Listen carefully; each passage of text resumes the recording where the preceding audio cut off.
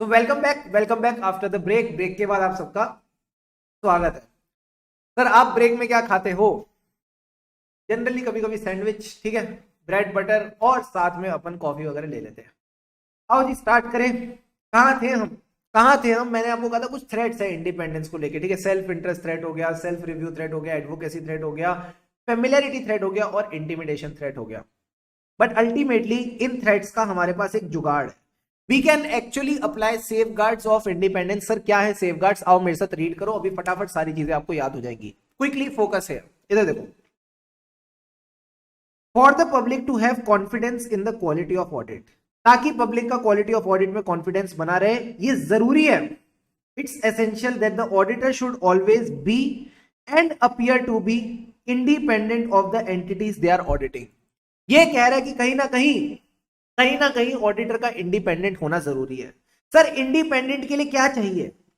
उसको चाहिए चाबी।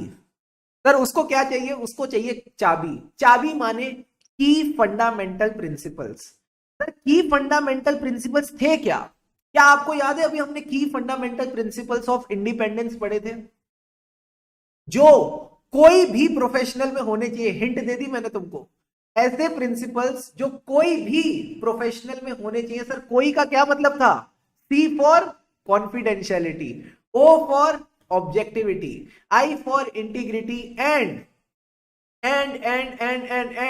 प्रोफेशनल का क्या मतलब था? सर प्रोफेशनल का मतलब है professional competence and due care और प्रोफेशनल बिहेवियर। इस तरह से हमने 5 प्रिंसिपल डिस्कस करे थे। सर ये किसकी बात कर रहा है?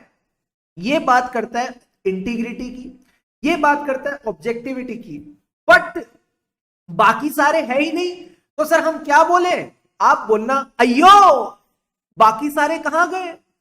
समझ में आ रही है बात? हमने तो 5 याद किए थे ना सर, 5 में तो सर यहां 2 हैं। तो आप क्या बोलोगे? अयो बाकी सारे कहां चले गए। तो सर यहां नया कौन आ गया? Professional scepticism. स्टार मार्क कर लो, स्टार मार्क कर लो अभी प्रोफेशनल स्केप्टिसिज्म, इसके बाद में आपको पढ़ाता हूं, ठीक है। तो सबसे पहले आपने ये याद रखना है, इन केस अगर आपको इंडिपेंडेंस मेंटेन करनी है तो आपके पास चाहिए आपको की फंडामेंटल प्रिंसिपल्स। फंडामेंटल प्रिंसिपल्स यानी अयो प्रोफेशनल स्केप्टिसिज्म, अयो यानी integrity, objectivity and professional scepticism. आप ध्यान में रखना, जब भी आप कोई काम एक्सेप्ट करो, जब भी आप कोई काम एक्सेप्ट करो, चेक कर लेना इंडिपेंडेंस के ऊपर कोई थ्रेट तो नहीं है। अगर इंडिपेंडेंस के ऊपर थ्रेट है, then desist from the task और put in place safeguards that eliminate them. यानी अगर आपको लग रहा है इंडिपेंडेंस के ऊपर थ्रेट है, तो या तो आप काम को एक्सेप्ट मत करो या फिर वहां पे सेफगार्ड अप्लाई करो। सर सेफगार्ड अप्लाई करना पॉसिबल नहीं है। Auditor is unable to fully implement the credible and adequate safeguards. So if the auditor is unable to implement the safeguards, then in that case he should not accept the work. सच्ची सच्ची दिल पे हाथ रख के बताना, सच्ची सच्ची दिल पे हाथ रख के बताना, क्या इस पूरे आंसर में कोई सेफगार्ड मिला या नहीं मिला? जल्दी से बताओ, क्या इस पूरे आंसर में कोई सेफगार्ड मिला या नहीं मिला, या फिर इन लोगों ने घुमा फिरा के हमको बुद्धू बना दिया? जल्दी से बताना, what do you feel? Heading लिखिए सेफगार्ड टू इंडिपेंडेंस, आईसीआई के स्टडी मटेरियल का टॉपिक है, बट पूरा टॉपिक घूम लिया। क्या आपको कोई सेफगार्ड मिला क्या?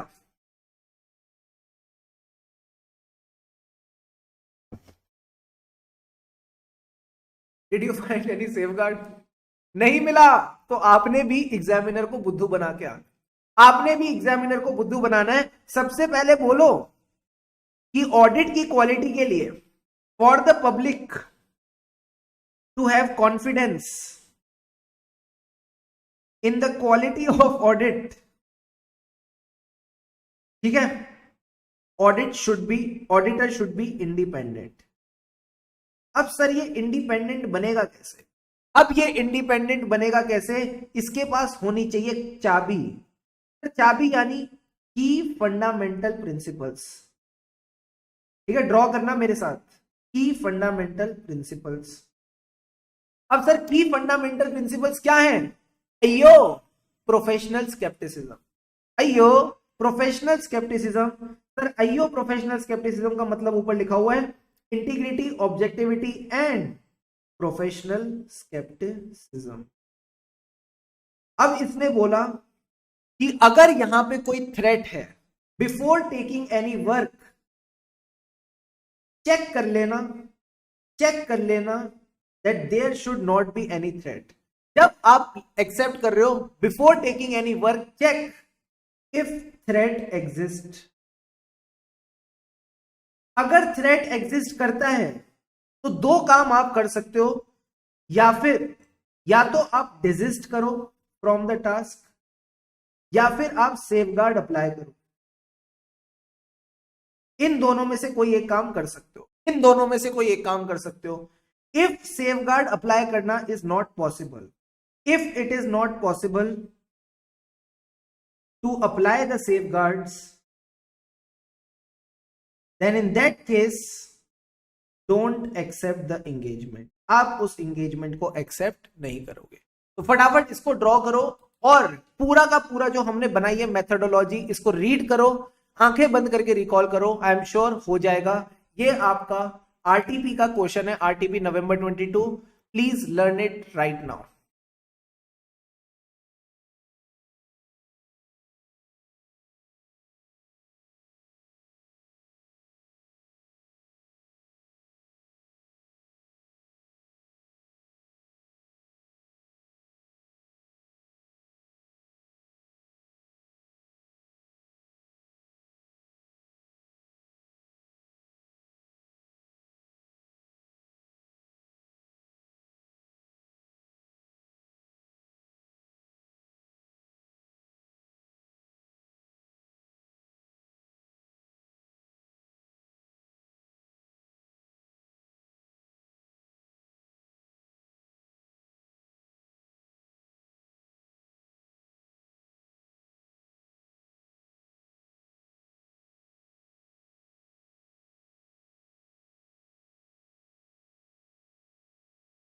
Come on, be fast. Last 1 minute.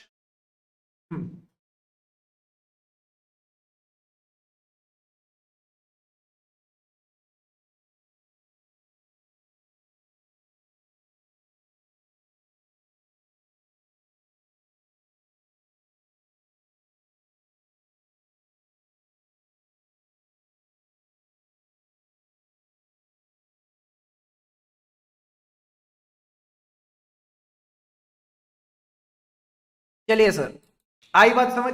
Clear है? अब सर हमने ना स्टार्ट किया था एक टॉपिक के साथ जिसका नाम क्या था, हमने एक टॉपिक के साथ स्टार्ट किया था जिसका नाम था एसए 200। ठीक है, एसए 200 से पहले भी हम एक ऑडिटर की डेफिनेशन पढ़ रहे थे, वहां पे लिखा था इंडिपेंडेंट। उस इंडिपेंडेंट के बाद आपने हमको बताया इंडिपेंडेंस के लिए 5 प्रिंसिपल्स चाहिए जो कोई भी प्रोफेशनल में होने चाहिए: confidentiality, objectivity, integrity. Then we discussed about professional competence and due care और प्रोफेशनल बिहेवियर। सर इनके ऊपर कुछ थ्रेट्स हैं, हमारी बॉडी में भी थ्रेट्स हैं। उन थ्रेट्स को कौन दूर भगाता है? साफी। साफी का क्या मतलब था? Self interest threat, self review threat, advocacy threat, familiarity threat और इंटिमिडेशन थ्रेट। ठीक है, ये सारे थ्रेट्स के मतलब हमने डिस्कस करे, एग्जांपल डिस्कस करे। अब सर इन थ्रेट्स को दूर भगाने के लिए हमारे पास सॉल्यूशन भी है, और मजे की बात है हम सॉल्यूशन की बात ही नहीं करते। पहले तो हम बोलते हैं ऑडिटर को इंडिपेंडेंट होना चाहिए ताकि पब्लिक का कॉन्फिडेंस बने ऑडिट रिपोर्ट में, तो ऑडिटर को इंडिपेंडेंट होना चाहिए। फिर आप बोलते हो इंडिपेंडेंस कैसे आएगी? चाबी चाहिए। सर चाबी का मतलब है की फंडामेंटल प्रिंसिपल्स, अयो professional scepticism, integrity, objectivity, professional scepticism. जब भी आप ऑडिट एक्सेप्ट करोगे चेक कर लेना कोई थ्रेट नहीं होना चाहिए। इफ द थ्रेट एग्जिस्ट, या तो उसको एलिमिनेट करो या उसके लिए सेफगार्ड लगाओ। कम ऑन, या तो उस थ्रेट को दूर भगाओ या हम उसके लिए सेफगार्ड लगाएंगे। सर अगर सेफगार्ड अप्लाई नहीं कर पा रहे then you will not accept the audit engagement. क्या ये बातें समझ में आ गई? आ गई सर। अब आता है हमारा सबसे अनोखा सबसे प्यारा, अब आता है सबसे अनोखा सबसे प्यारा एसए 200। सर एसए 200 क्या कहते हैं, आओ देखते हैं। मेरे साथ साथ लिखना अपनी नोटबुक में SA 200 overall objectives of independent auditor. I hope अब आपको क्लियर हो गया होगा हमारा ऑडिटर कैसा हो। सर इंडिपेंडेंट ऑडिटर हो। Overall objectives of independent auditor, and sir इसके दो पार्ट्स हैं: conduct of audit conduct of audit in accordance with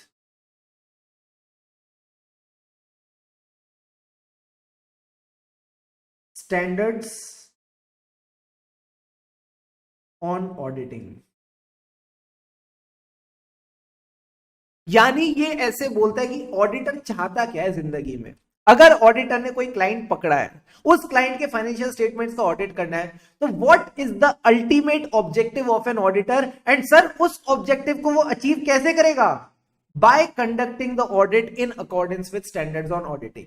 तो सबसे पहले आई अंडरस्टैंड आपके मन में क्यूरियोसिटी होगी कि sir what is the overall objective of the auditor. तो आओ इसको रीड करें। कह रहा है in conduct of the audit of financial statement, overall objectives of the auditor are to obtain a reasonable assurance।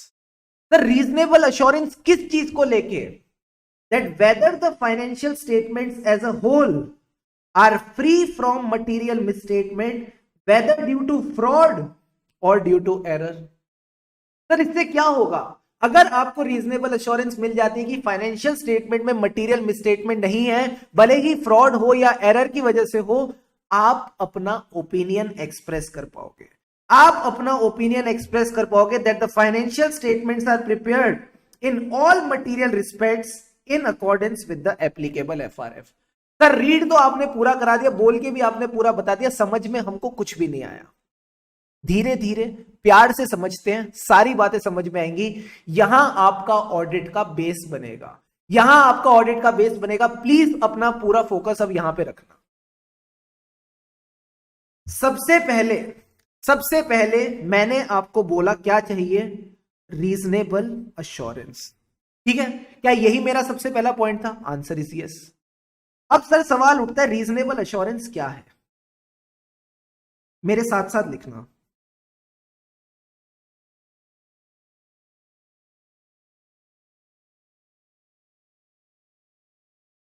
It's a high but not an absolute assurance।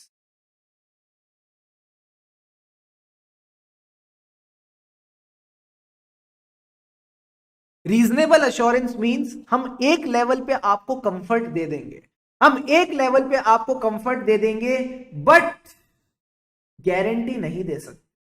Guarantee नहीं दे सकते। सर किस चीज को लेके गारंटी नहीं दे सकते? कि फाइनेंशियल स्टेटमेंट्स में कोई भी मटेरियल मिसस्टेटमेंट नहीं है। सर एक बात बताओ, आप हमको एब्सोल्यूट अश्योरेंस क्यों नहीं दे रहे? आप हमको एब्सोल्यूट अश्योरेंस क्यों नहीं दे रहे? आप हमको हाई अश्योरेंस से काम क्यों चलवा रहे हो? बिकॉज ऑडिटर के हाथ बंधे हुए हैं। जो हमारा ऑडिटर है उस बेचारे के हाथ बंधे हुए हैं, उसकी भी कुछ कमजोरियां हैं। Reason for reasonable assurance, what is the reason for reasonable assurance? Sir, the reason is inherent limitations of auditing। Sir क्या है ये inherent limitations of auditing? What are the inherent limitations of auditing? आओ तुमको मैं सिखाता हूं, मजा आ जाएगा तुमको पूरा inherent limitations पढ़ के। जल्दी से आओ मेरे साथ। These are the inherent limitations। Sir क्या कहता है? ऊपर वाली लाइन अभी मत पढ़ना, तुमको कुछ समझ में नहीं आएगा, मेरे साथ साथ पढ़ना। इनहेरेंट लिमिटेशंस कहां से आती है? पहले तो कहता है जिन फाइनेंशियल स्टेटमेंट्स का आप ऑडिट कर रहे हो उसी में कमियां हैं। कह रहा है ऑडिटर के ऊपर तो तुम सवाल उठाओ, ये तो बाद की बात है ना। जिन फाइनेंशियल स्टेटमेंट्स का आप ऑडिट कर रहे हो उनमें कमियां है। कहता है नेचर ऑफ फाइनेंशियल रिपोर्टिंग, जो फाइनेंशियल स्टेटमेंट्स बनते हैं they involve judgment by the management. Driving they involve judgment by the management. Sir management की जजमेंट क्यों लग रही है? कई बार उनको अकाउंटिंग एस्टिमेट्स बनाने पड़ते हैं। आपने देखा होगा ना फाइनेंशियल रिपोर्टिंग अकाउंट्स में जब आप पढ़ते हो तो अकाउंटिंग एस्टिमेट्स बनते हैं, प्रोविजंस बनते हैं। तो वो प्रोविजन बनाया कैसे जाता है? सर ये मैनेजमेंट की जजमेंट होती है, and judgment can never be 100% right. तो जो चीज 100% राइट नहीं है, मैं उसके ऊपर कैसे किस बिना पे उसमें गारंटी दे दूं कि वो सही होगी? तो यू नीड टू रिमेंबर कि नेचर ऑफ फाइनेंशियल रिपोर्टिंग इस तरह से है कि आप उसकी गारंटी नहीं दे सकते कि वो सही है या गलत। तो यही पॉइंट है, preparation of financial statements involve judgment by the management in applying the requirement of the entities applicable financial reporting framework. Sir financial reporting framework यानी जो मैनेजमेंट अकाउंटिंग स्टैंडर्ड लगाता है, उस अकाउंटिंग स्टैंडर्ड के हिसाब से कई बार उसको जजमेंट बनानी पड़ती है। इन एडिशन कई बार हमारे फाइनेंशियल स्टेटमेंट में सब्जेक्टिव डिसीजंस लिए जाते हैं and there is a degree of uncertainty. Example, आपको पता है जो फाइनेंशियल स्टेटमेंट्स हैं उसमें एक गोइंग कंसर्न अजम्पशन यूज होती है। हाँ सर, अगर कल को मैं बोलूं मैनेजमेंट की जो फैक्ट्री है उसमें आग लग जाती है and that factory is not insured, क्या एंटिटी कल के कल बंद हो जाएगी? Answer is yes.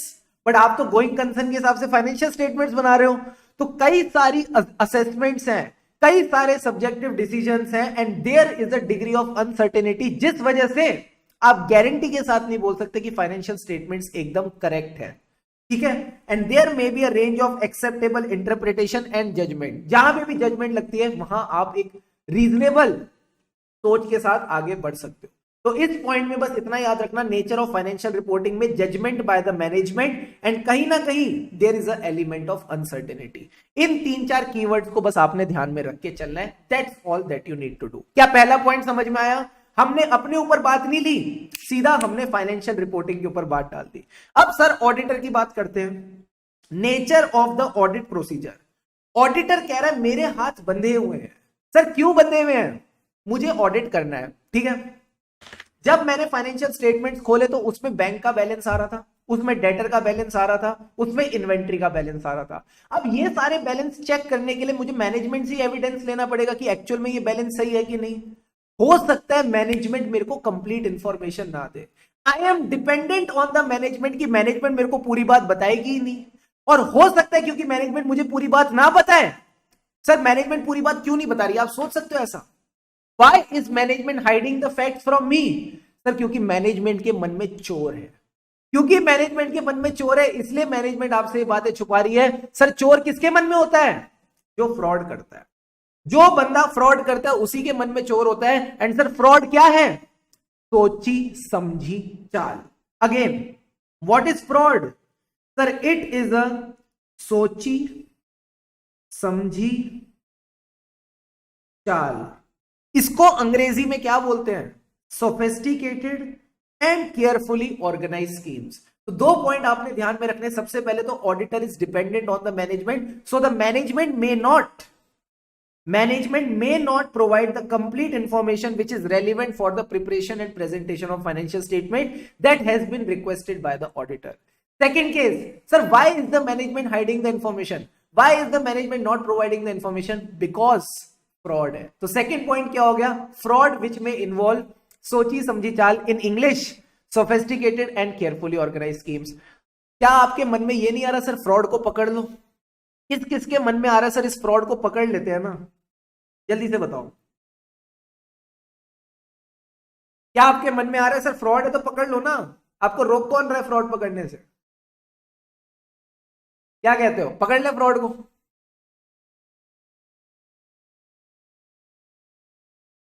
What do you say?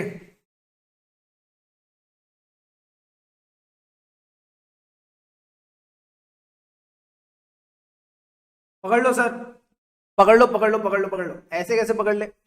ऐसे कैसे पकड़ ले? भाई साहब ये ऑडिट है, इन्वेस्टिगेशन नहीं। ये ऑडिट है, इन्वेस्टिगेशन नहीं। मेरे पास इन्वेस्टिगेटर वाली पावर्स नहीं है। तो यही पॉइंट यहां लिखा है that audit is not an investigation into an alleged wrongdoing. Sir alleged wrongdoing यानी अभी हमारे पास कोई केस नहीं है। अभी हमारे पास कोई केस नहीं है जिसको हम सॉल्व करने आए हैं। किसी ने बोला नहीं है कि चोरी हुई है, तो जब तक कहीं लिखा नहीं है कि चोरी हुई है तो हम चोर को पकड़े कैसे? alleged wrongdoing यानी किसी ने बोला हो कि हाँ यहां पे गड़बड़ है, दया पकड़ो। ऐसा तो हुआ ही नहीं है। आप जब ऑडिट करने जाते हो तो एकदम साफ मन के साथ करते हो। आप ये मान के चलते हो कि हाँ ये लोग अच्छे हैं, इन्होंने ठीक से काम किया होगा, सही से फाइनेंशियल स्टेटमेंट बनाए होंगे और मैं रीजनेबल एश्योरेंस लूंगा और अपने घर आ जाऊंगा। आप कभी ये नहीं सोचते कि यहाँ पे फ्रॉड होगा ही होगा। तो याद रखना, audit is not an investigation into a एलिज्ड wrong doing. यहाँ पे कोई केस नहीं चल रहा जिसको आप सॉल्व करने आए हो। अकॉर्डिंगली हमारे पास वो लीगल पावर्स भी नहीं है जो सर्च वाली इन्वेस्टिगेशन में अवेलेबल होती है। So these are the three problems with the nature of audit procedures. First of all, जिस मैनेजमेंट पे हम डिपेंडेंट है वो हमको कंप्लीट इंफॉर्मेशन नहीं देगी for the purpose of audit. Second case, वो कंप्लीट इंफॉर्मेशन क्यों नहीं दे रही? क्योंकि उसके मन में चोर है, that is a fraud is there, and a fraud is a sophisticated and carefully organised scheme, that is a सोची समझी चाल। याद रखना ये बहुत इंपॉर्टेंट कीवर्ड्स है, एग्जामिनर इन्हीं को देखता है पेपर में। And last point is sir fraud को पकड़ लो ना, कैसे पकड़ ले? Audit is not an investigation into a एलिज्ड wrong doing. एलिज्ड wrong doing यानी कोई केस नहीं चल रहा जिसको हम सॉल्व करने आए हैं, हम ऑडिट करने आए हैं, हमारे पास लीगल पावर्स नहीं है जो होती है इन्वेस्टिगेटर के पास। 3 पॉइंट है, 2 मिनट है, फटाफट याद करो, very important from exam point of view. RTP November 21, RTP November 22। Your time starts now. देखते हैं कौन सा बच्चा फर्स्ट आ। शुरू हो जाओ गुरु, शुरू हो जाओ।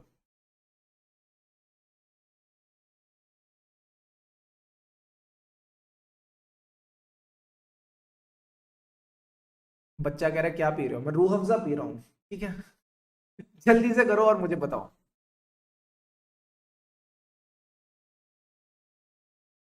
आईसीआई ना आपको ये वाली लाइन दे देगा, there are practical and legal limitation on the auditor's ability to obtain evidence, explain.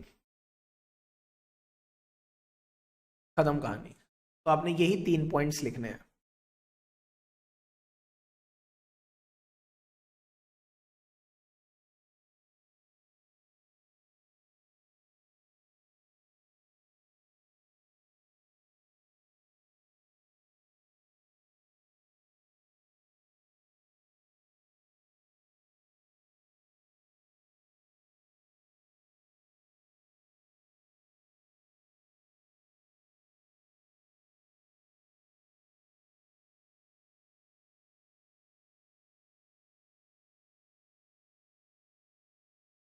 Very good, very good, very good. मन में ही रिकॉल करना है, मन में ही रिकॉल करना है, बोल बोल के, और कुछ करने की जरूरत नहीं है। That's all that you need to do.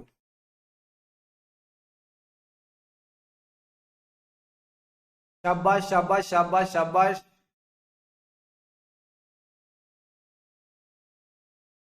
Very good, चलो सर, आ जाओ आ जाओ आ जाओ आ जाओ। काफी सारे बच्चों ने कहा सर अब अपन ने लर्न कर लिया तो मैं कुछ नहीं कर सकता, आगे बढ़ते हैं। Now let's move to the third point. Now let's move to the third point. Sir third point क्या कहता है? थर्ड पॉइंट कहता है कहीं ना कहीं आपको बैलेंस मेंटेन करना पड़ेगा, कहीं ना कहीं आपको बैलेंस मेंटेन करना पड़ेगा। सर बैलेंस किस में मेंटेन करना पड़ेगा? Balance between the benefit and cost. जब मैं ऑडिटर को अपॉइंट करता हूं तो मेरा खर्चा होता है, कंपनी कहती है जब मैं ऑडिटर को अपॉइंट करती हूं मेरा खर्चा होता है, और ऑडिटर जितना टाइम मेरे साथ बिताएगा उतना मेरे से पैसे लेके जाएगा। तो कहीं ना कहीं आप सारी ट्रांजैक्शन तो चेक कर नहीं सकते। एज एन ऑडिटर एंटिटी की करोड़ों ट्रांजैक्शन होती हैं, एक एक ट्रांजैक्शन को चेक करने बैठूंगा तो सालों लग जाएंगे, सालों लग जाएंगे तो सालों की फीस भी चार्ज करनी पड़ेगी। अब इतने साल की फीस क्या क्लाइंट दे पाएगा क्या? नहीं सर। तो कहीं ना कहीं you need to maintain a balance between the benefit of audit and the cost of audit. Sir दूसरा पॉइंट, एक बात और याद रखना, एक बात और याद रखना। एक ऑडिटर क्या कहता है सर? एक ऑडिटर कहता है मुझे बहुत मेहनत करनी पड़ रही है, मुझे ऑडिट में बहुत मेहनत करनी पड़ रही है। क्या ये सही बहाना है? क्या ये सही बहाना है to not obtain audit evidence? जल्दी से बताओ, क्या ये सही बहाना है to not obtain any audit evidence? Please let me know. कह रहे बड़ी मेहनत लग रही है, बड़ी मेरे से कठिनाई हो रही है, बहुत टाइम लग रहा है, बहुत खर्चा हो रहा है मेरा ऑडिट एविडेंस इकट्ठा करने में, तो क्या ये सही बहाना है? नहीं, no baby no, this is not the right answer. क्यों? अरे आपको डिफिकल्टी हो रही है तो लगाओ ना, अगर आपको टाइम लग रहा है तो लगाओ ना, अगर आपकी कॉस्ट लग रही है तो लगाओ ना। बट आप बिना ऑडिट एविडेंस के, बिना ऑडिट एविडेंस के कैसे ऑडिट कर लोगे? बिना ऑडिट एविडेंस के कैसे ऑडिट कर लोगे? बिल्कुल सही कहा आपने, आलसी ऑडिटर। तो अगर कोई आलसी ऑडिटर है, वो कह रहा है डिफिकल्टी हो रही है, टाइम लग रहा है, कॉस्ट लग रही है, कैसी कैसी बातें कर रहे हैं नालायक। डिफिकल्टी, टाइम एंड कॉस्ट, देखो क्या लिखा है, मैटर ऑफ डिफिकल्टी, टाइम और cost is not a valid basis. ये एक वैलिड बहाना नहीं है to omit an audit procedure for which no alternative is available. यानी अगर मैं किसी प्रोसीजर के थ्रू एविडेंस कलेक्ट करता हूं और उस प्रोसीजर में बड़ी मेहनत लग रही है, तो सर आप कोई और प्रोसीजर से कर लो, नहीं है, अवेलेबल ही नहीं है, कोई ऑल्टरनेटिव अवेलेबल नहीं है। तो अगर कोई ऑल्टरनेटिव अवेलेबल नहीं है तो आपको वही ऑडिट प्रोसीजर करना पड़ेगा, चाहे आपकी टाइम जाए, चाहे आपका कॉस्ट लगे, या फिर आपको डिफिकल्टी हो। इसको सर हम कैसे याद करते हैं? दिल्ली में ट्रेवल करना सबसे ज्यादा डिफिकल्ट कौन सी बसेस से है? डीटीसी बसेस से। हमारे यहां दिल्ली में डीटीसी बसेस चलती है, तो याद रखना, अगर ऑडिटर को डीटीसी में ट्रेवल करना पड़ रहा है, यानी उसको डिफिकल्टी और ये टाइम लग रहा है या कॉस्ट लग रही है, तो वो एक वैलिड बेसिस नहीं है to omit an audit procedure जिसका कोई भी ऑल्टरनेटिव अवेलेबल नहीं है। सर इसके बाद इन्होंने एक बात और बोली, अगर मैं आपको बोलता हूं एक साल में 12 महीने होते हैं, ठीक है सर, इन 12 महीने के हिसाब से, इन 12 महीने के हिसाब से अगर आपको मैं बोलूं मेरे पास दो इंफॉर्मेशन है, एक इंफॉर्मेशन है मार्च 2023 की, एक इंफॉर्मेशन है अगस्त 2022 की, आप किस पे रिलाय करोगे? कौन सी इंफॉर्मेशन आपको लगता है ज्यादा रिलायबल है? सोच के बताना, सोच के बताना, विच इंफॉर्मेशन इज मोर रिलायबल, मार्च 23 और अगस्त 22?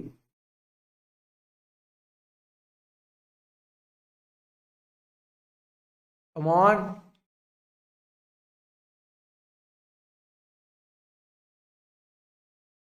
फील है, पता है audit is all about feel. अगर आपने सही फील पकड़ लिया, आप सही आंसर दे दो। सबने बिल्कुल सही कहा सर, मार्च 23। क्यों किया तुमने डिस्क्रिमिनेशन? क्यों किया discrimination? Why did you do the discrimination? हमने मार्च 23, मार्च 23, अरे यार मार्च 23 ले रहा हूं ना, रुक जाओ रुक जाओ रुक जाओ रुक जाओ, लेट्स से मेरे पास इंफॉर्मेशन है दिसंबर 22 की। अब बताओ, अब बताओ, अब बताओ, अब बताओ, मार्च 23 आया नहीं है इसलिए तुम गड़बड़ कर रहे हो। जल्दी से बताओ, दिसंबर 22 और अगस्त 22, दो इंफॉर्मेशन है, दोनों में से आप किसको कंसीडर करोगे? यशस्वी ने बिल्कुल सही बोला सर, हम लेटेस्ट के साथ जाएंगे, हम लेटेस्ट के साथ जाएंगे। हम लेटेस्ट के साथ क्यों जाते हैं?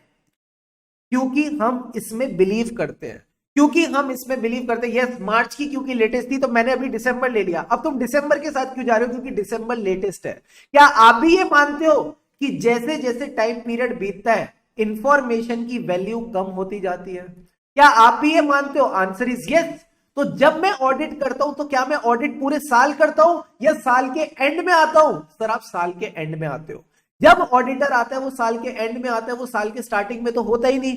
और उसको जो इंफॉर्मेशन मिलती है, अगर उसको टेस्ट करना है इंटरनल कंट्रोल्स, जो हमारा ऑडिटर है, ध्यान से समझना, जो हमारा ऑडिटर है वो एंटिटी के प्रोसेसेस को टेस्ट करना चाहता है।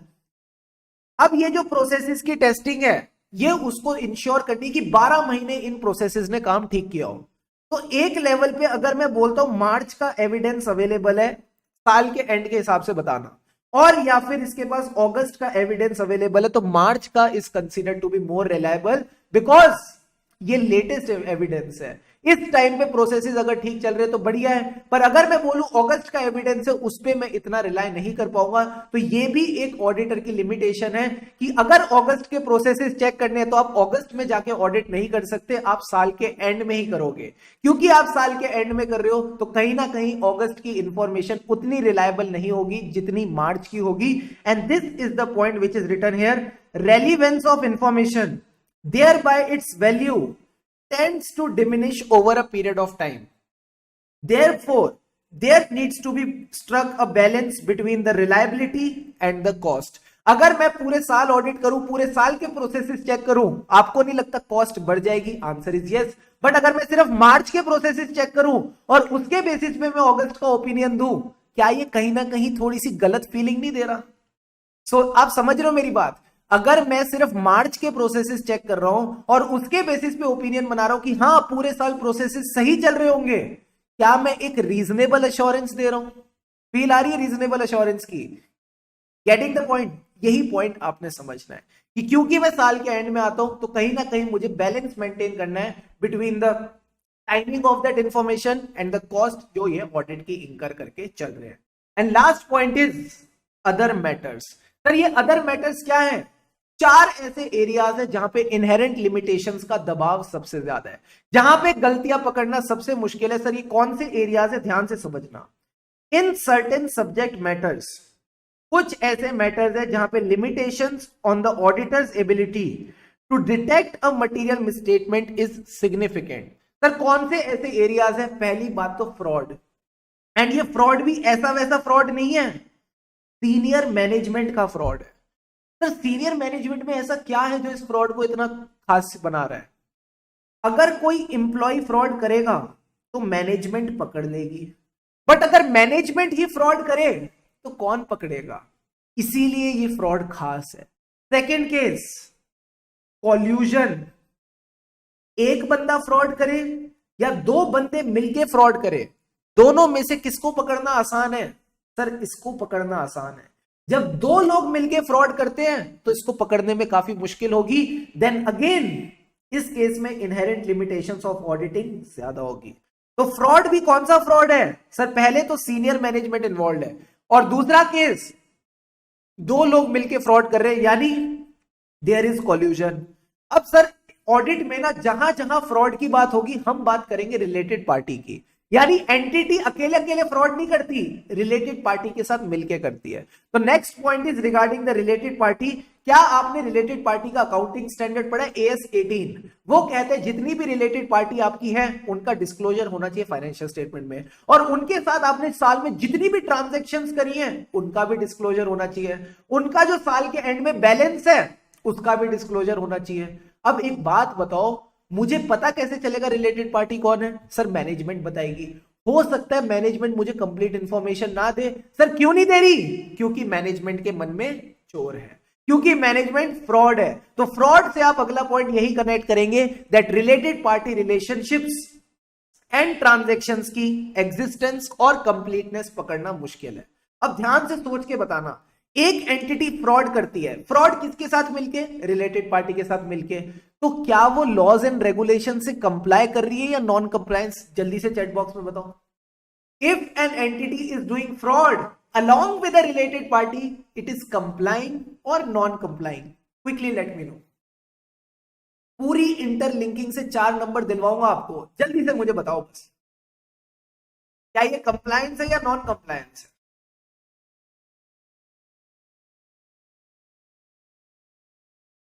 Non-compliance. Very, very good. So the next point is occurrence of the non-compliance with laws and regulation. And sir जहां भी non-compliance होगी कंपनी के ऊपर इतनी भारी पेनल्टी लगेगी कि इसका गोइंग कंसर्न अफेक्ट हो जाएगा। इतनी भारी पेनल्टी लगाएगी गवर्नमेंट कि ये एंटिटी कंटिन्यू नहीं कर पाएगी। So the last point is future events और condition that may cause an entity to cease to continue as a going concern।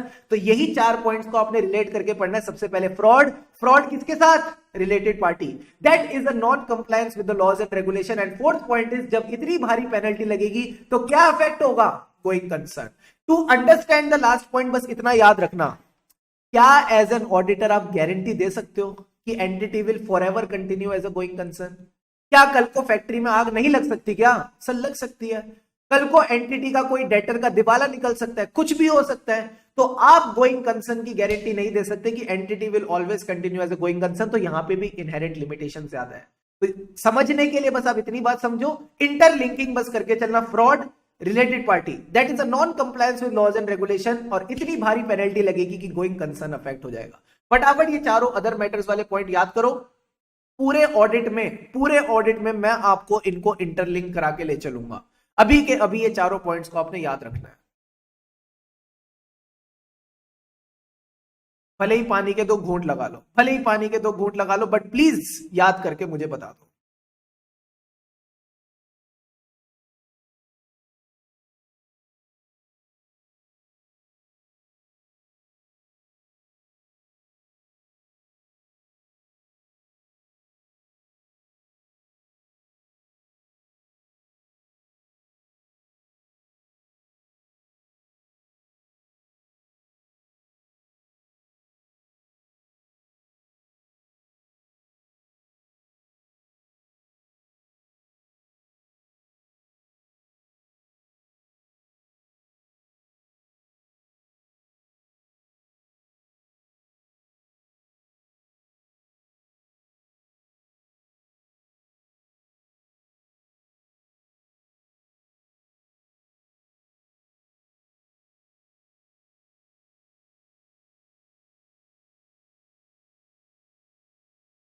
Last 1 minute जल्दी से।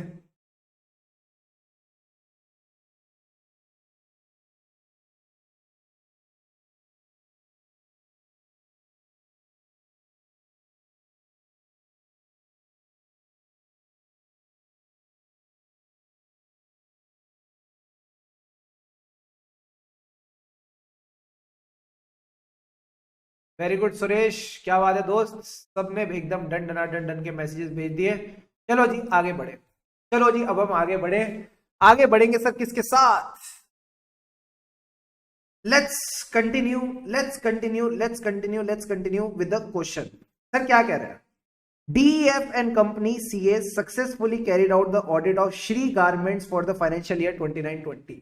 ठीक है, after the completion of audit there were found material misstatements due to fraud in the financial statement. These material misstatements were not noticed and reported by the auditor. Management कहती है auditor खराब है, management कहती है auditor खराब है, क्या management सही है? सर नहीं, हमने अभी अभी पढ़ा कि इनहेरेंट लिमिटेशंस ऑफ ऑडिटिंग की वजह से सारी मटेरियल मिसस्टेटमेंट नहीं पकड़ी जा सकती। Due to the inherent limitations of audit there is a unavoidable risk, एक ऐसी रिस्क है जिसको अवॉइड नहीं किया जा सकता, that some material misstatements of the financial statement may not be detected even though जो हम अपना ऑडिट कर रहे हैं it is in accordance with the standards on auditing. अगर कल को जाके आपको कोई मटेरियल मिसस्टेटमेंट मिलती है फ्रॉम फ्रॉड और एरर, इसका मतलब ये नहीं है कि हमने अपना ऑडिट स्टैंडर्ड्स ऑन ऑडिटिंग के हिसाब से नहीं किया। बट सर एक बात और बताओ, क्या इनहेरेंट लिमिटेशन का यह भी मतलब है कि we can settle without an evidence? जल्दी से बताना, क्या इनहेरेंट लिमिटेशंस का यह मतलब है कि आप एविडेंस ही ना कलेक्ट करो? The answer is no. And last line में इन्होंने यही लिखा है, inherent limitations are not a justification for the auditor to be satisfied with less than persuasive audit evidence. Sir, persuasive evidence means audit evidence which helps you, you can say, address an assertion. अब सवाल उठता है sir ये assertion क्या है? अब सवाल उठता है सर ये अजर्शन क्या है? अजर्शन का मतलब है मैनेजमेंट की फीलिंग्स। सर मैनेजमेंट की फीलिंग्स यानी मैनेजमेंट की जो रिप्रेजेंटेशंस हैं फाइनेंशियल स्टेटमेंट्स में उसको अजर्शन कहते हैं। एग्जांपल के तौर पे अगर मैं आपको कहता हूं फाइनेंशियल स्टेटमेंट्स में एक बैंक बैलेंस आ रहा है जिसकी वैल्यू है 1000 रुपए, ठीक है, मैनेजमेंट ने बस इतना लिख के छोड़ दिया। अब आप इससे क्या क्या समझ सकते हो? सर हम इससे यह समझ सकते हैं कि 1000 रुपए का बैलेंस एग्जिस्ट करता है। 1000 रुपए के बैलेंस के ऊपर एंटिटी की राइट है। ये जो 1000 रुपए ये कंप्लीट है, यानी इस 1000 रुपए के अलावा बैंक में कोई और पैसे नहीं पड़े हुए, प्लस इस 1000 रुपए की वैल्यू भी करेक्ट है। यानी सिर्फ बैंक बैलेंस के आगे 1000 रुपए लिखने से मैनेजमेंट ने इतनी बातें कह दी जो मैंने समझ ली। क्या आप भी ये बातें समझना चाहते हो? हाँ सर, इन्हीं बातों को कहते हैं अजर्शन। यानी मैनेजमेंट ने एक्सप्लिसिटली नहीं कहा, बट मैनेजमेंट के दिल में यही था कि हाँ 1000 रुपए का बैलेंस एग्जिस्ट करता है, 1000 रुपए का जो बैलेंस है उसमें हमारी राइट है। ये जो 1000 रुपए ये कंप्लीट है, इसके अलावा कोई 1000 रुपए हमने, कोई पैसा हमने ओमिट नहीं किया, plus this value is correct.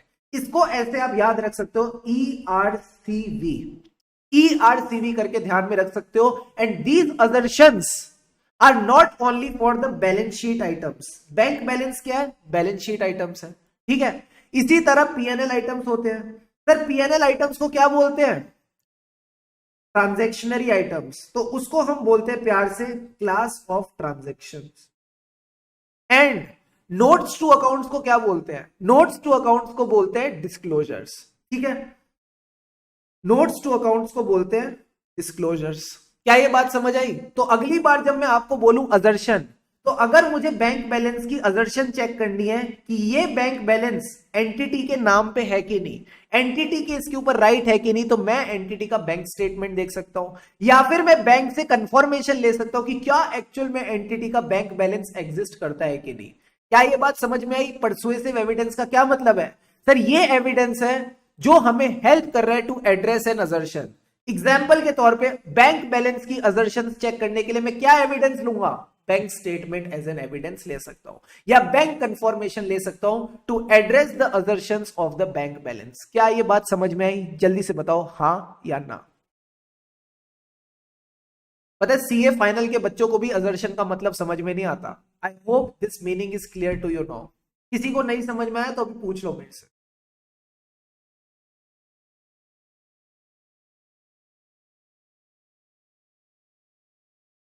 ये सारी असर्शंस है, existence, right, completeness, valuation. Clear है? Got it? Yes sir. तो this is all about inherent limitations of auditing.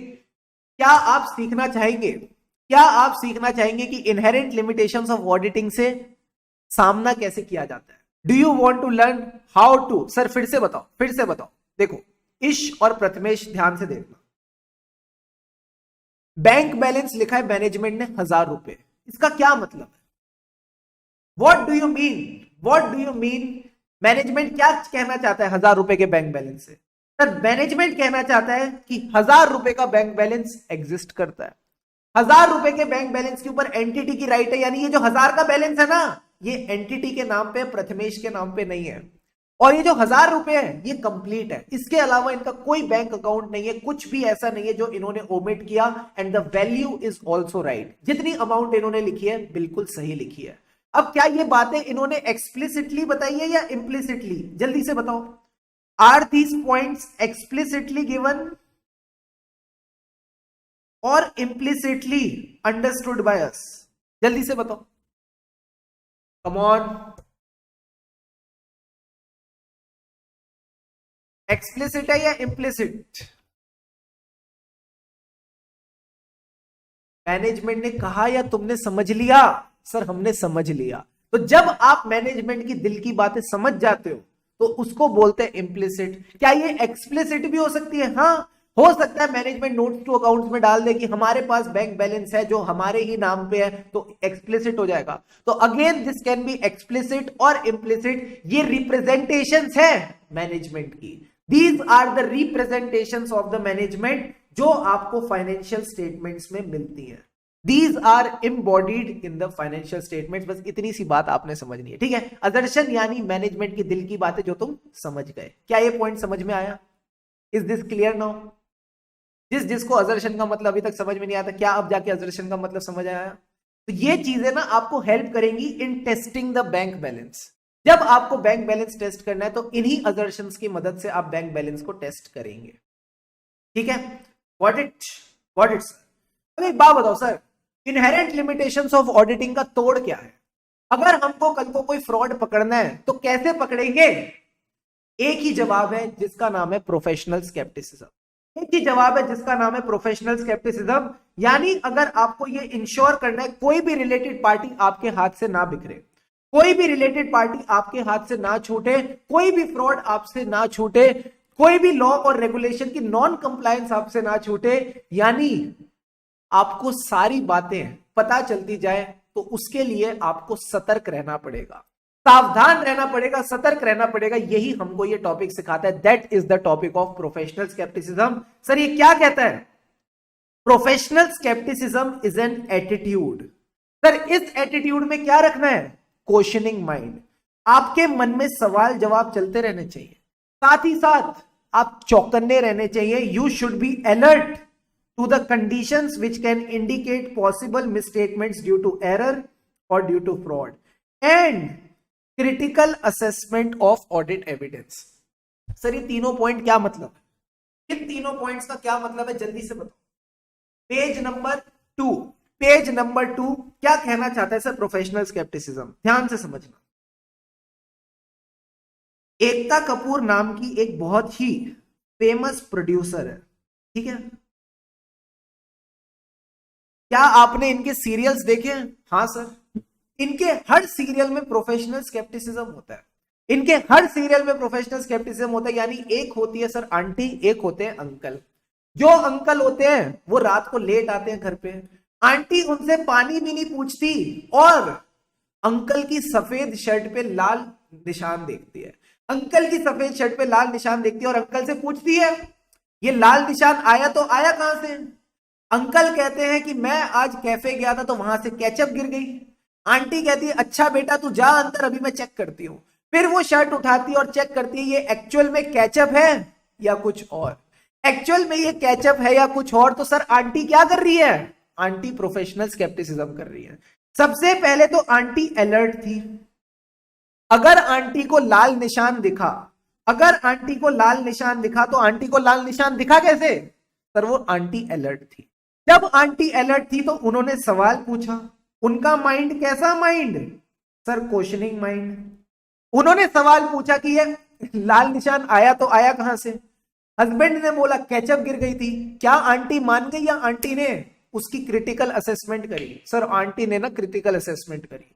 Aunty ने इस एविडेंस की, आंटी ने इस एविडेंस की क्या करी? सर क्रिटिकल असेसमेंट करी और चेक किया क्या ये एक्चुअल में, क्या ये एक्चुअल में केचप है या कुछ और। आई होप आप कुछ और समझ चुके हो। ठीक है, तो 3 पॉइंट याद रखना। आंटी अलर्ट, क्योंकि आंटी अलर्ट तो आंटी का क्वेश्चनिंग माइंड, फिर क्वेश्चनिंग माइंड के बाद भी आंटी मानी नहीं, she was doing critical assessment of the evidence. तो तीनों पॉइंट जब होंगे तभी आप इसको प्रोफेशनल स्केप्टिसिज्म कहते हैं। This is the attitude of professional scepticism.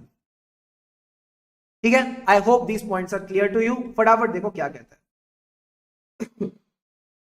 Professional scepticism is an attitude, 3 चीजें, alert, questioning mind and critical assessment of the audit evidence. तीनों चीजें होंगी तो हम बोलेंगे एटीट्यूड ऑफ प्रोफेशनल स्केप्टिसिज्म है।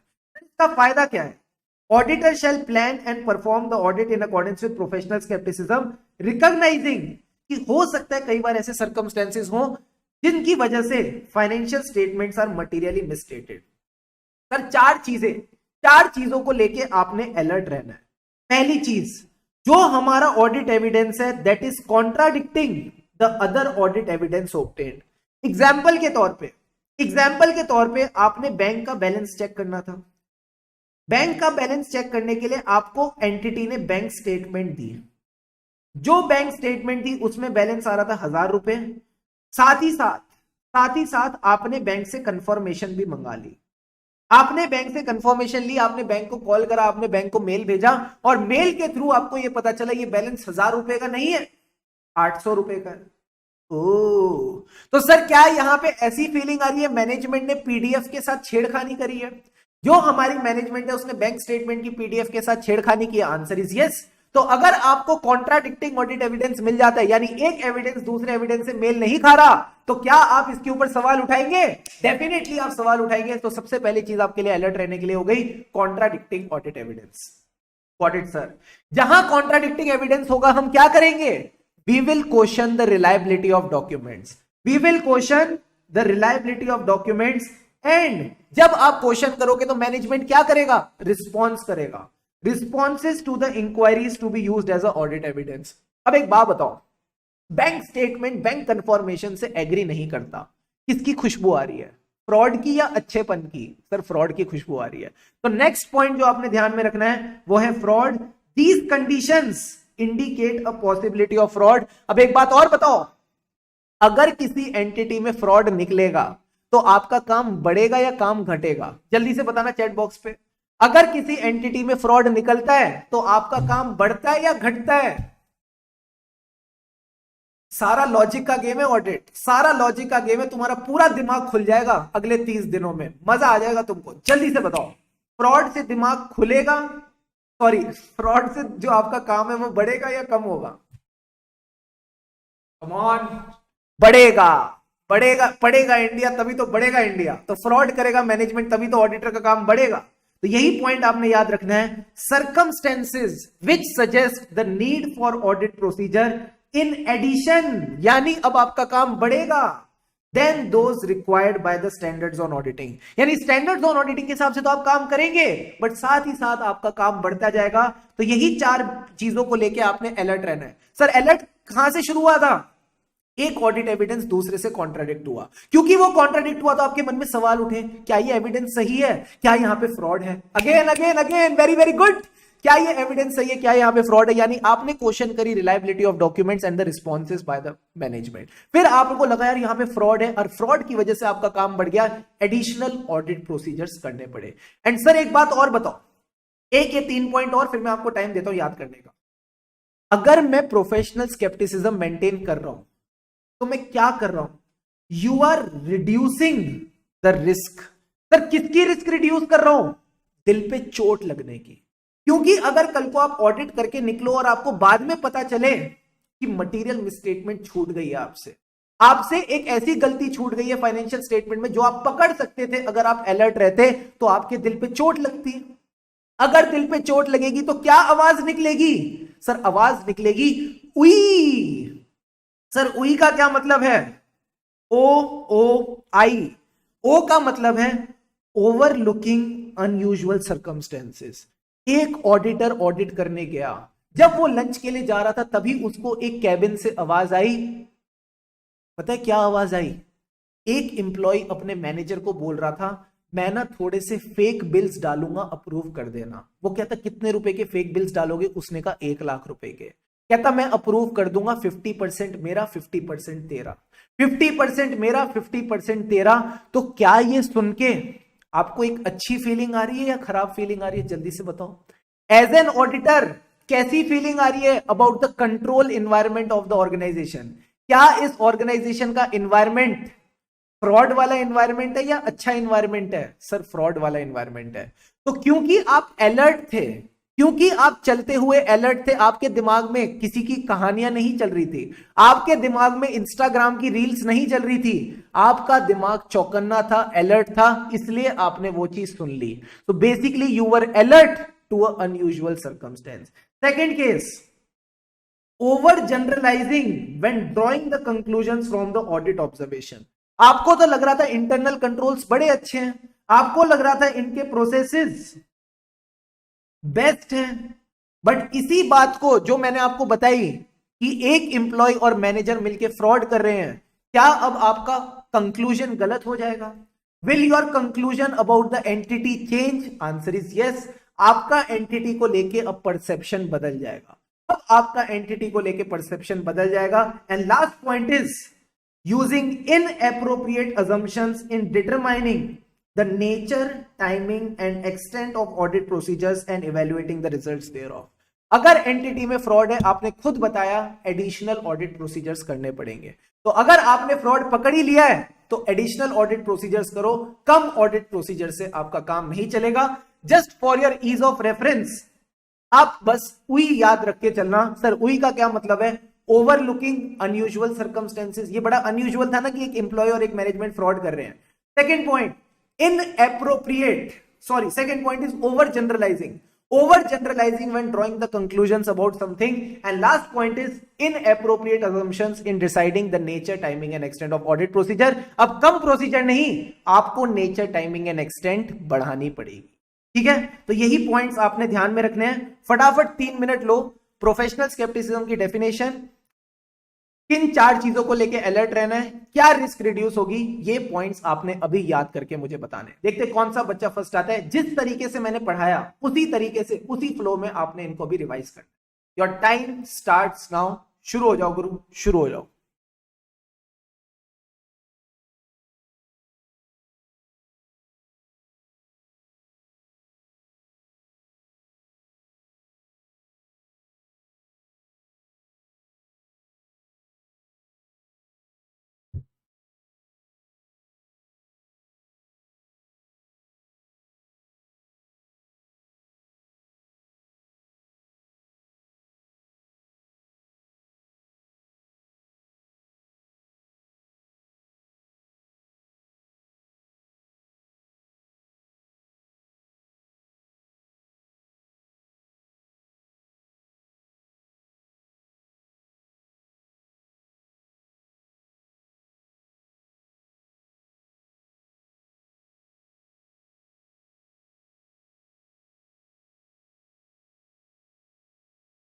कम ऑन बी फास्ट, अच्छे से करो इसको।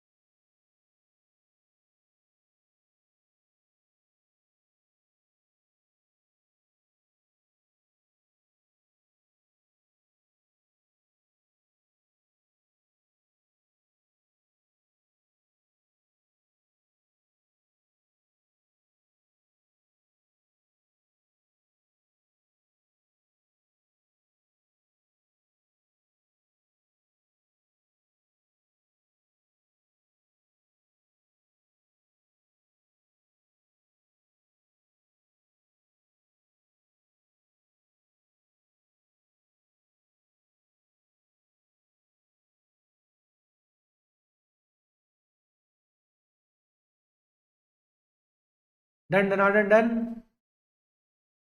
बहुत बढ़िया बहुत बढ़िया बहुत बढ़िया बहुत बढ़िया बहुत बढ़िया। अब इधर आ जाओ, अब इधर आ जाओ सर। इसके नीचे भी ना छोटी छोटी बातें लिखी हैं, एक बार फटाफट इनको रीड करते हैं। It also includes consideration of the sufficiency and appropriateness of audit evidence, ठीक है, in the light of circumstances. For example, अगर fraud risk factors exist करते हैं and a single document of a nature that is susceptible to fraud is the sole supporting evidence for a material financial statement amount, तो फिर क्या मैं इस पे rely कर पाऊंगा? The answer is no. देखो क्या कह रहा है, क्या आपका ऑडिट एविडेंस सफिशिएंट है या एप्रोप्रिएट है, ये भी आपने देख के चलना पड़ेगा प्रोफेशनल स्केप्टिसिज्म के केस में। अगर आपको लग रहा है फ्रॉड का माहौल है, एक ही ऑडिट एविडेंस है और उसमें भी चांसेस है कि वो भी फ्रॉड से बना हुआ है, तो क्या आप उस ऑडिट एविडेंस पे रिलाय कर पाओगे? The answer is no. Sir कैसे रिलाय कर पाएंगे ऐसे ऑडिट एविडेंस पे जो इकलौता ऑडिट एविडेंस है और उसी बंदे ने उस एविडेंस पे काम किया जो खुद फ्रॉड करता है? So if there is a single document, ठीक है, that is also susceptible to fraud, susceptible यानी चांसेस है कि उसमें भी फ्रॉड हुआ है, तो फिर उस केस में, तो फिर इस केस में आपने यहां पे ध्यान से काम करना पड़ेगा। सेकंड केस, हर डॉक्यूमेंट पे शक करना है क्या? हर रिकॉर्ड पे शक करना है? नहीं। आप एक्सेप्ट कर सकते हो रिकॉर्ड्स एंड डॉक्यूमेंट्स को as genuine unless reason to believe contrary. Reason to believe contrary यानी जब तक आपको फ्रॉड की खुशबू नहीं आ रही, आप सब कुछ जेन्युइन जेन्युइन मान के चलो। Third case, you should consider the reliability of information to be used at audit evidence। क्या आप उस इंफॉर्मेशन पे रिलाय कर सकते हैं? फोर्थ, अगर आपको लग रहा है नहीं रिलाय कर सकते, कहीं ना कहीं there is a possibility of fraud, जहां जहां ऑडिट में आपको फ्रॉड की खुशबू आएगी, अभी आपने क्या किया था? Additional audit procedure. इसी पॉइंट को याद रखना, जहां जहां आपको लग रहा है डाउट है या फिर पॉसिबिलिटी ऑफ फ्रॉड है, उस डाउट को आप रिजॉल्व करोगे। You will investigate further and determine what modifications and additions to the audit procedures is required to resolve the doubt। अगर आपको डाउट होता है तो आप मेरे से पूछते हो ना, रिजॉल्व करवाते हो मेरे से, एडिशनल एफर्ट मारते हो। इसी तरह अगर ऑडिट में ऑडिट करते हुए, इसी तरह ऑडिट में ऑडिट करते हुए आपको कोई डाउट आता है तो आप एडिशनल प्रोसीजर्स करेंगे। क्यों? To resolve the doubt. क्या ये पॉइंट क्लियर है? Yes sir. नेक्स्ट पॉइंट, अगर आपको लगता है पिछली बार जब आपने ऑडिट किया मैनेजमेंट और टीसीडब्ल्यूजी अच्छे लोग थे, तो उस एक्सपीरियंस को डिसरिगार्ड मत करना, ठीक है सर, उस एक्सपीरियंस को भूल मत जाना। नेवरदलेस मैनेजमेंट और टीसीडब्ल्यूजी अच्छे हैं, क्या इसका यह मतलब है प्रोफेशनल स्केप्टिसिज्म एक्सरसाइज नहीं करेंगे? सोच के बताओ। मैं कहता हूं टीसीडब्ल्यूजी और मैनेजमेंट अच्छे हैं, क्या इसका यह मतलब है प्रोफेशनल स्केप्टिसिज्म एक्सरसाइज नहीं करेंगे? What do you feel? Professional scepticism exercise करना चाहिए या नहीं करना चाहिए, भले ही वो अच्छे लोग हैं? आपका दिल क्या कहता है?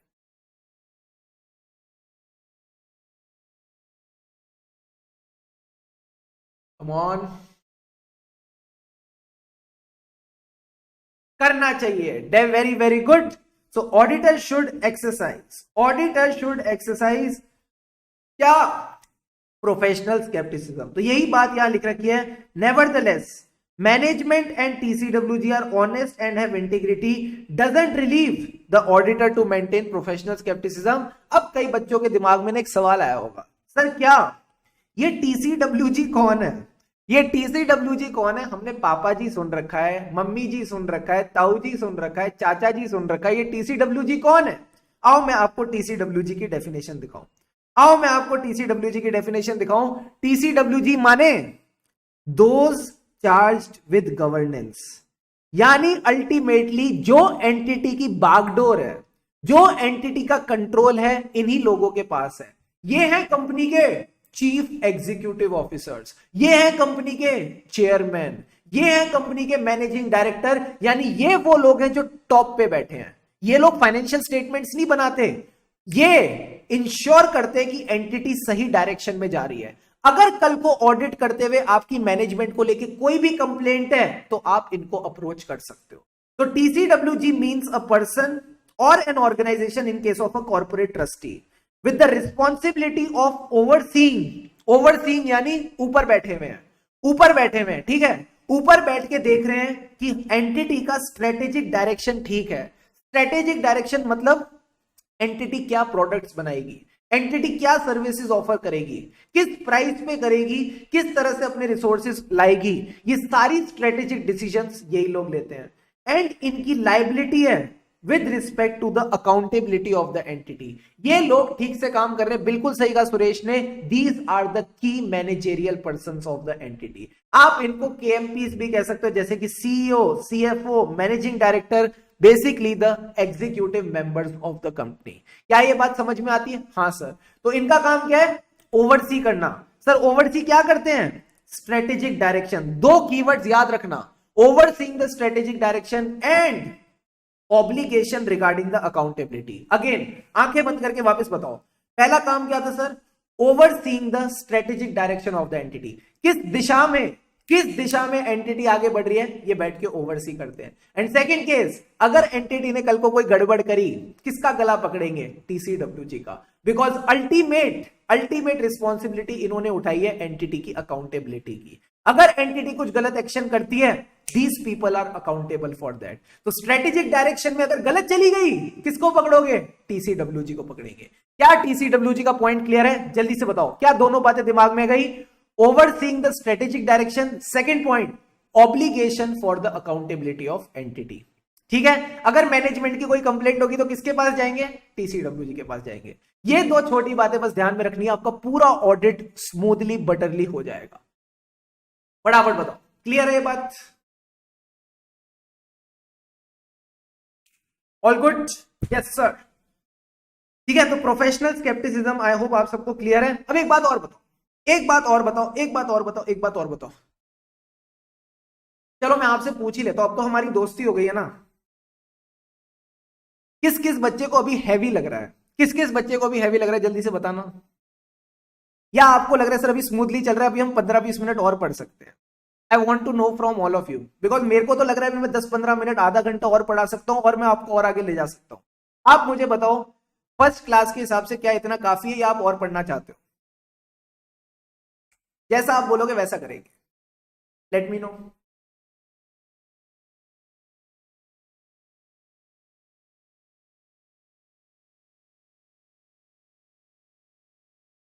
क्या लग रहा है? इजी लग रहा है? हाफ एन आवर और पढ़ लेते हैं। एक कह रहा है कंटिन्यू, एक कह रहा है सर हैवी। और पढ़ सकते हैं, स्मूथ है सर, आराम से चल रहा है।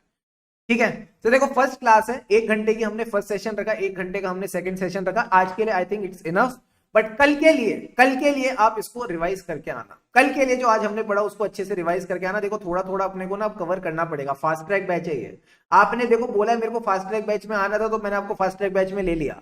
आपको थोड़ा मेरे साथ फास्ट चलना पड़ेगा। हम इसी पेज पे जाएंगे, बट क्लास की ना थोड़ी ड्यूरेशन बढ़ानी पड़ेगी। अब जैसे हमने 1 घंटा पहले किया, 1 घंटा अभी किया, आधा घंटा मेरे हिसाब से और करना चाहिए। बट ठीक है, क्योंकि पहला दिन है, I am not taking too much of your time. आज के लिए बस इतना ही। यूं ही आपने खुशी मन लगाकर पूरी चीजों को रिवाइज करना है। सर आज हमने क्या पढ़ा था? चलो एक बार ये तो कर लेते हैं, आज हमने पढ़ा क्या है? आज हमने क्या पढ़ा? इधर देखो। सबसे पहले सर हमने पढ़ा ऑडिट, इसकी डेफिनेशन कवर करी। ठीक है, ये आप आज रिवाइज करके आएंगे। सर ऑडिट की डेफिनेशन क्या थी? Independent examination. किसकी मत भूलना भाई, ठीक है? किसकी से याद आएगी सारी चीज? किसकी? Of the financial information. किसकी financial information? Of the entity को खुला कर दो सर, खुला कर दो, यानी वेदर प्रॉफिट ओरिएंटेड और not, irrespective of the size and legal form. क्यों की थी हमने ये independent examination? To express an opinion thereon. फिर हमने ऐसे 200 पढ़ा। सर ऐसे 200 का नाम क्या था? हम तो नाम भी नहीं याद। ऐसे 200 का नाम है उया कासा। सर OOIA, ये क्या बन गया? उया। सर कासा का क्या मतलब है? Conduct of audit in accordance with standards on auditing. उया कासा करके आप पूरा ऐसे 200 का नाम याद रख के आएंगे और घर पे 1 बार 2 बार इसको लिख के भी देखेंगे। प्लस सर ये 200 है, याद रखना। 20 क्यों है? क्योंकि इसमें 2 बातों की बात करी है। पहले बोला है overall objectives of the auditor. ये ऑब्जेक्टिव्स अचीव कैसे होंगे? जब आप अपना ऑडिट कंडक्ट करेंगे in accordance with standards on auditing. उया कासा, overall objectives of independent auditor. And ये ओवरऑल ऑब्जेक्टिव्स अचीव कैसे होंगे? जब आप अपना ऑडिट कंडक्ट करेंगे। Conduct of audit in accordance with standards on auditing. इसमें हमने अभी तक बस इतनी सी बात पढ़ी, इंडिपेंडेंस का मतलब क्या होता है। सर इंडिपेंडेंस का मतलब 5 प्रिंसिपल्स होते हैं जो कोई प्रोफेशनल में होने चाहिए, कोई प्रोफेशनल में होने चाहिए। बच्चे ने तो सारी चीजें लिख दी, सारी की सारी चीजें लिख दी। कोई प्रोफेशनल का क्या मतलब था? Confidentiality, objectivity, integrity. प्रोफेशनल का क्या मतलब था sir? Professional competence and due care, professional behaviour. अब इनके ऊपर ना थ्रेट्स आते हैं, बॉडी में भी थ्रेट्स आते हैं। उन थ्रेट्स को दूर कौन भुगाए? साफी। सर साफी का क्या मतलब था? Self interest threat, self review threat, advocacy threat, familiarity threat, intimidation threat. इन सारे थ्रेट्स की आपने डेफिनेशन एकदम शानदार तरीके से रीड करनी है, रिकॉल करनी है, और इनके एग्जांपल्स भी आप कल अच्छे से करके आएंगे। समझ रहे हैं आप मेरी बात? समझ गए सर? इन थ्रेट से डील करने के लिए सेफगार्ड भी पढ़े थे, जिसमें कोई सेफगार्ड था नहीं। पहले कहता है ऑडिटर को सेफगार्ड अप्लाई करनी चाहिए, ऑडिटर को इंडिपेंडेंट रहना चाहिए, पब्लिक का कॉन्फिडेंस बढ़ेगा। हमने कहा ठीक है। इसके लिए क्या चाहिए? चाबी। चाबी का क्या मतलब था सर? की क्या थी? की फंडामेंटल प्रिंसिपल्स। अयो प्रोफेशनल स्केप्टिसिज्म। अयो मतलब integrity, objectivity, professional scepticism. Professional scepticism तो वो आपको याद हो गया जिंदगी भर के लिए, ठीक है सर। उसके बाद हमने डिस्कस किया, जब भी ऑडिट एक्सेप्ट करोगे चेक करो थ्रेट तो नहीं है। अगर थ्रेट है तो उसको एलिमिनेट करो या उसके लिए सेफगार्ड लगाओ। अगर हम सेफगार्ड नहीं लगा सकते तो ऑडिट को एक्सेप्ट करेंगे। सारे बच्चे जल्दी से मेरे को थम्स अप दो, सारे बच्चे जल्दी से मेरे को थम्स अप दो। अगर हम सेफगार्ड नहीं लगा सकते तो हम ऑडिट को एक्सेप्ट करेंगे और आगे बढ़ेंगे, खुशी से पढ़ेंगे तभी आगे बढ़ेंगे। जल्दी से बताओ, come on come on come on, turn the radio on. It's Wednesday night, I am waiting on. जल्दी से बताओ। Don't accept. कैसी कैसी बातें कर रहे हो सर, कैसी कैसी बातें कर रहे हो? अगर हमको अगर हम एलिमिनेट नहीं कर पा रहे थ्रेड्स को और हम सेफगार्ड अप्लाई नहीं कर पा रहे तो हम ऑडिट को एक्सेप्ट नहीं करेंगे। नालायक श्रुति, और कौन कौन है ये नालायक? 3-4 नालायकों ने ये दिया है थम्स अप। तुम ना अपने कान पकड़ो, ठीक है? कान पकड़ो, कान खींचो, तुम्हारा दिमाग नहीं चल रहा। समझ रहे हो मेरी बात? मैंने कहा हम सेफगार्ड अप्लाई नहीं कर पा रहे, थ्रेट है, तो तुम कैसे थम्स अप दिए जा रहे हो? ठीक है, थम्स डाउन आएगा यहाँ पे। ठीक है, क्या कर रहे हो तुम लोग? थम्स अप दिए जा रहे हैं, नालायक। किस बात का थम्स अप? अब सर नेक्स्ट पॉइंट। इसके बाद हमने इंडिपेंडेंस के बाद हमने बोला कि हमको चाहिए reasonable assurance. Sir reasonable assurance क्यों चाहिए? एब्सोल्यूट एश्योरेंस क्यों नहीं? Because of the inherent limitations of auditing. Inherent limitations of auditing की वजह से, इनहेरेंट लिमिटेशंस ऑफ ऑडिटिंग की वजह से हम रीजनेबल एश्योरेंस लेते हैं, एब्सोल्यूट एश्योरेंस नहीं। हम गारंटी नहीं दे सकते। सर इनहेरेंट लिमिटेशंस क्या थी? Nature of financial reporting. पहले तो आप फाइनेंशियल स्टेटमेंट्स भी डाल दो कि भाई financial statements involve judgment of management. बोलना जरा, जजमेंट ऑफ मैनेजमेंट। तुम क्या कर रहे हो? बोल ही नहीं रहे, क्या फायदा? Judgment of management, very good, got it sir. दूसरा क्या होता है मैनेजमेंट की जजमेंट में? Sir there is a element of uncertainty, कुछ गारंटी के साथ नहीं कह सकते, ठीक है। Second point, nature of audit procedure. Auditor के ऊपर, खुद के ऊपर प्रैक्टिकल और लीगल लिमिटेशन है। मैनेजमेंट हो सकता है कंप्लीट इंफॉर्मेशन ना दे। Second point, management complete information क्यों नहीं दे रहा? क्योंकि सर फ्रॉड है। एंड फ्रॉड क्या है? सोची समझी चाल। ये सवाल ना आपके टेस्ट में दूंगा मैं, और मैं गारंटी से कह सकता हूं आधे बच्चे फ्रॉड ही लिख देंगे और उसके आगे की बात नहीं लिखेंगे। फिर मैं नंबर काटूंगा और बोलेंगे सर आप और नंबर काटते हो। पूरी लाइन लिखनी है, fraud involve sophisticated and carefully organise scheme. Sir fraud को पकड़ लो ना, कैसे पकड़ ले? Audit is not an investigation into alleged wrongdoing. क्या ये तीनों पॉइंट्स क्लियर है? हाँ सर। फिर आपने बोलना है कि DTC is not a valid basis. जो हमारी डीटीसी बस है उसमें तो ऑडिटर को जाना ही पड़ेगा। Difficulty, time and cost is not a valid basis to omit an audit procedure. You need to maintain a balance between the benefit and the cost. Time के साथ साथ इंफॉर्मेशन की वैल्यू घटती जाती है। तभी आपने दिसंबर की इंफॉर्मेशन को अगस्त से बेटर माना था। क्या ये बात एग्री करते हैं? हाँ sir. And last point is other information.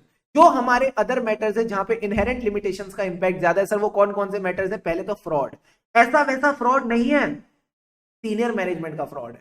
Employee का फ्रॉड होता तो मैनेजमेंट पकड़ लेती, बट मैनेजमेंट का फ्रॉड कौन पकड़े? सीनियर मैनेजमेंट का फ्रॉड है, एंड दो लोग मिलकर फ्रॉड कर रहे हैं, दैट इज द कॉल्यूशन। तो fraud which involve senior management and collusion. Sir fraud किसके साथ? Related party. So disclosure of the related party relationships and transaction. अगर फ्रॉड करोगे it is a non compliance with laws and regulation and going concern की band बच जाएगी, that is future events and conditions which can affect the entity's ability to continue as a going concern. Sir other matters के साथ deal करने के लिए ना हमारे पास एक हथियार है, उस हथियार का नाम क्या है? उस हथियार का एक ही नाम है, professional scepticism. That is the Ekta Kapoor का सीरियल। अगर मैं एकता कपूर के सीरियल की बात करूं तो आंटी जी कैसी थी, कैसा एटीट्यूड था उनका? अलर्ट आंटी थी। वो आंटी अलर्ट थी, यानी alert to the conditions which are indicating fraud. कहीं ना कहीं वो आंटी अलर्ट थी। क्योंकि वो अलर्ट थी तो क्या बोल रहा सर, क्योंकि वो अलर्ट थी टू द सर्कमस्टेंसेस, उनका क्वेश्चनिंग माइंड था। उन्होंने सवाल पूछे ये लाल निशान किसका है, फिर जब उनसे आंसर मिला तो वो खुश नहीं हुई। उन्होंने उसकी क्रिटिकल असेसमेंट करी, चेक किया कि बंदे ने किया तो क्या किया। ठीक है, तो 3 पॉइंट्स याद रखेंगे। क्या क्या पॉइंट्स थे? क्वेश्चनिंग माइंड, पहले तो अलर्ट थी तभी तो वो सवाल उठा पाई। Alert, questioning mind, critical assessment of the evidence. Sir alert किन किन चीजों को लेके होना है? सबसे पहले तो कॉन्फ्लिक्टिंग डॉक्यूमेंट्स। जहां पे भी एक ऑडिट एविडेंस दूसरे से कॉन्फ्लिक्ट करता है, कॉन्ट्राडिक्ट करता है, वहां पे कहीं ना कहीं आपके मन में सवाल उठेगा। कहीं ना कहीं you will have a questioning mind कि क्या मैं इस डॉक्यूमेंट पे रिलाई कर सकता हूं। सर किसकी खुशबू आती है जब ऐसे कॉन्ट्राडिक्टिंग एविडेंस मिलते हैं? किसकी खुशबू आती है, जल्दी से बताना। कम ऑन, तुमको भी खुशबू आ रही है नहीं आ रही है? मेरे को तो बड़ी खुशबू आ रही है कॉन्ट्राडिक्टिंग ऑडिट एविडेंस से। जल्दी से बताओ किसकी खुशबू आ रही है कॉन्ट्राडिक्टिंग एविडेंस से?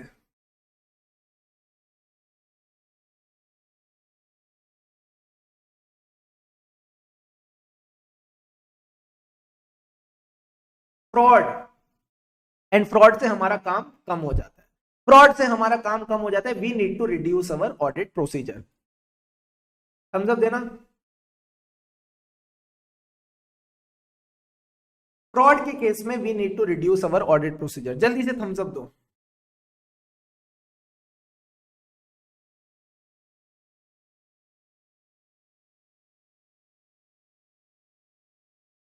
नहीं सर, क्लास के एंड में कैसी कैसी बातें कर रहे हो? We need to provide additional audit procedure, हमारा काम बढ़ जाता है। ठीक है, आई बात समझ? आई बात समझ। उसके बाद it reduces the risk of, कहीं ना कहीं कुछ तो रिड्यूस होता है। देखो प्रोसीजर्स एडिशनल है, प्रोसीजर्स एडिशनल है, बट कुछ रिड्यूस होगा, रिड्यूस होगी रिस्क ऑफ उई। सर उई का क्या मतलब था? Overlooking unusual circumstances, over generalising when drawing the conclusions, and last point is inappropriate assumptions while deciding the nature, timing and extent of audit procedures। अब कहीं ना कहीं आप अपने ऑडिट प्रोसीजर्स ज्यादा करने वाले हैं। इसके बाद के जो पॉइंट्स थे प्लीज इनको बस रीड कर लेना। That's all that you need to do. आज के लिए इतना ही। I hope you enjoyed the today session. जल्दी से बताओ कैसा लगा आज का सेशन, कैसा लगा आज का session? This is how we are going to cover all the audit. ठीक है, पहले चीजों को समझेंगे, फिर उनको याद करेंगे, मैं आपको टाइम दूंगा, फिर आपने घर पे जाके रिवाइज करना है। ऐसे हमारा पूरा का पूरा ऑडिट हम 30 डेज के अंदर अंदर कंप्लीट कर लेंगे। फटाफट बताओ, हाउ वाज इट?